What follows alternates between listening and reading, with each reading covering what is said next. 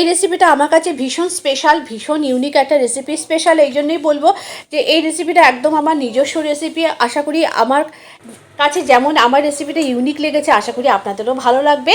প্রত্যেকটা রেসিপির মধ্যে এই রেসিপিটাকেও আপনারা অনেক বেশি ভালোবাসা দেবেন। নমস্কার, আমি অন্তরা, আপনাদের চ্যানেল অন্তরা কুকিং চ্যানেলে আপনাদের সবাইকে জানাই অনেক অনেক স্বাগত। বড়দের প্রণাম আর ছোটদের ভালোবাসা দিয়ে আজকে রেসিপিটা স্টার্ট করব। আর রেসিপিটা প্রথম থেকে শেষ পর্যন্ত দেখার জন্য অনুরোধ রইল। রেসিপিটার মধ্যে অনেক রকম টুইস্ট আছে, প্রত্যেকটা টিপস অ্যান্ড ট্রিক্স আপনাদের সাথে শেয়ার করব। তাহলে চলুন রেসিপিটা স্টার্ট করি। প্রথমে রেসিপিটার জন্য যেগুলো লাগছে, বেশ কিছুটা পরিমাণ পেঁয়াজকালি, কাঁচা টমেটো, কাঁচা লঙ্কা, রসুন নিয়ে নিয়েছি। পেঁয়াজকালিগুলোকে খুব ভালো করে টুকরো করে কেটে নেব। আর এদিকে আমি 5টা হাঁসের ডিম নিয়েছি। হাঁসের ডিমগুলোকে আমি খুব ভালো করে সেদ্ধ করে খোসা ছাড়িয়ে রেখেছি। পেঁয়াজকালিগুলোকে ভালো করে কেটে ধুয়ে নেব, আপনারা ধুয়ে কাটবেন অবশ্যই। আর তারপরে পেঁয়াজকালিগুলোকে, লঙ্কাগুলোকে ছাড়িয়ে নেব, রসুন ছাড়িয়ে নেব, আর এদিকে কাঁচা টমেটো সমস্ত কিছু পরিষ্কার করে ধুয়ে একেবারে গুছিয়ে নিয়েছি। এরপরে আমি গ্যাসের ওপর একটা ফ্রাই প্যান বসিয়ে দিয়েছি।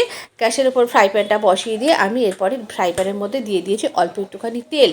আর এদিকে ডিমগুলো, তেলটা গরম হচ্ছে যতক্ষণ, ডিমগুলোর গায়ে এদিকে কাঠ দিয়েছি। কাঠটা দিয়ে ডিমগুলোকে এরকম করে কেটে নিয়েছি। ডিমের ভেতরে মশলাও ঢুকবে আর ডিমের ভেতরে ডিমটাকে দেখতেও ভালো লাগবে, আর ডিমটা ফেটে গায়ে আসার ভয় থাকবে না। ফ্রাই প্যানে তেলটা যখন গরম হয়ে গেছে, তেল গরম হয়ে গেলে এর মধ্যে দিয়ে দিয়েছি পেঁয়াজকালিগুলোকে দিয়ে খুব ভালো করে ভেজে নিতে হবে। আর তারপরে দিয়ে দিয়েছি কাঁচা টমেটো, কাঁচা লঙ্কা, রসুন, আদা সমস্ত কিছু দিয়ে দিয়েছি। দিয়ে খুব ভালো করে ঢাকনা চাপা দিয়ে পেঁয়াজকালি এবং সমস্ত কিছুকে ভেজে নিতে হবে। এই সময় ঢাকনা চাপা দিয়ে ভালো করে ভাজবেন, তা নয়তো কিন্তু ভাজা না হলে কাঁচা গন্ধ থেকে যাবে। আজকে রেসিপিতে দেখে বুঝতেই পারছেন আমি কোনো রকম পেঁয়াজের ব্যবহার করব না। আজকে আমি রেসিপিটা বানাবো ডিমটা বানাবো পেঁয়াজকালি দিয়ে, এবং এই ডিমের মধ্যে আরও একটা অন্য মশলা দেবো, যেটার জন্য এটার স্বাদ হবে আরও অনেক বেশি ভালো। সমস্ত মশলাটাকে খুব ভালো করে এরকম করে ভেজে একটু ঠান্ডা করে নিতে হবে। আর তারপরে একদম শেষে গ্যাসের ফ্লেমটা বন্ধ করে দিয়েছি। দেওয়ার পর দিয়ে দিয়েছি 1 মুঠো পরিমাণ ধনেপাতাটা দিয়ে আর ভাজার দরকার নেই। এরপর এটা ঠান্ডা করে নেব। কড়াইতে দিয়ে দিয়েছি তেল। সেই সময় তেলটা গরম হলে আমি এর মধ্যে লবণ দিয়ে ডিমগুলোকে হালকা করে ভেজে নেব, যেন ডিমের গায়ে লাল দাগ না ধরে, হালকা সাদা থাকতে এটাকে তুলে নেব। ডিমগুলো তুলে নেওয়ার পর এদিকে মশলাটা ঠান্ডা হয়ে গেছে, মশলাটাকে পেস্ট করে নেব। মশলাটা পেস্ট করার সময় যদি অল্প জলের প্রয়োজন হয় দিতে পারেন, তবে মনে হয় না জলের প্রয়োজন হবে, যেহেতু তেল দিয়ে ভাজা স্মুথলি পেস্ট হয়ে যাবে। আমার ক্ষেত্রে এটা পেস্ট হয়ে গেছিলো, তবু আপনাদের যদি প্রয়োজন হয় একটু জলের মধ্যে আপনারা অ্যাড করতে পারেন। দিয়ে ভালো করে প্রথমে মশলাটাকে পেস্ট করে নেব। একবারে হয়নি, দুবারই দিয়ে পেস্ট করতে হয়েছে। আর তারপরে এর মধ্যে অ্যাড করব, যেটার জন্য এটার স্বাদ হবে আরও অনেক বেশি ভালো, আর এই রেসিপিটা হবে ইউনিক। এর মধ্যে দিয়ে দিলাম 1 চামচ ভর্তি করে কালো জিরে।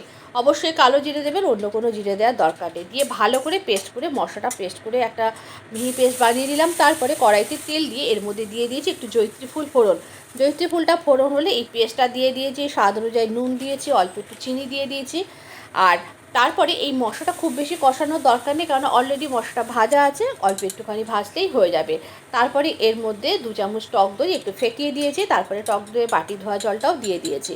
খুব বেশি জলের ব্যবহারেরও দরকার নেই, কেননা এটা একটু মাখো মাখো মতো হবে। ভালো করে নাড়াচাড়া করে সমস্ত কিছু মশলার সাথে আরেকবার একটু কষিয়ে নিয়েছি, কেননা টক দই যেহেতু দিয়েছি, টক দইটা একটুখানি কাঁচা গন্ধ যেন না থাকে, কষিয়ে নিয়েছি। তারপরে মিক্সি জার ধোয়া জলটা দিয়ে দিয়েছি। ঝোলটা ফুটে গ্রেভি হয়ে আসলে এর মধ্যে ভেজে রাখা ডিমগুলোকে একে একে দিয়ে দিয়েছি। 4-5 মিনিট ফোটানোর পর রান্নাটা একেবারে রেডি। আর এরপরে দিয়ে দিচ্ছি এর উপরে শুধু অল্প একটুখানি গরম মশলার গুঁড়ো, ব্যাস, আর কিচ্ছু প্রয়োজন নেই। গরম ভাত, রুটি, পরোটা, লুচি, নান যে কোনো কিছুর সাথে পরিবেশন করুন, পোলাও, জিরা রাইস। বাড়িতে অতিথি আপ্যায়নের জন্য একটা পারফেক্ট এবং আইডিয়াল একটা রেসিপি। আশা করি আপনাদের অনেক ভালো লাগবে। অবশ্যই কিন্তু ট্রাই করতে হবে। যদি ভালো লাগে একটু কমেন্ট করবেন, লাইক করবেন। এরকম নিত্য নতুন রান্নার আপডেট পেতে অবশ্যই অন্তরার পেজের সাথে যুক্ত থাকবেন। আজকের রেসিপিটা তাহলে এই পর্যন্ত। আবারও দেখা হবে পরবর্তী ভিডিওতে আর একটা নতুন কোনো রেসিপির সাথে। আর হ্যাঁ, রান্নায় কিন্তু একেবারেই হলুদ ব্যবহার করবেন না। আবারও দেখা হচ্ছে পরবর্তী ভিডিওতে নতুন রেসিপির সাথে।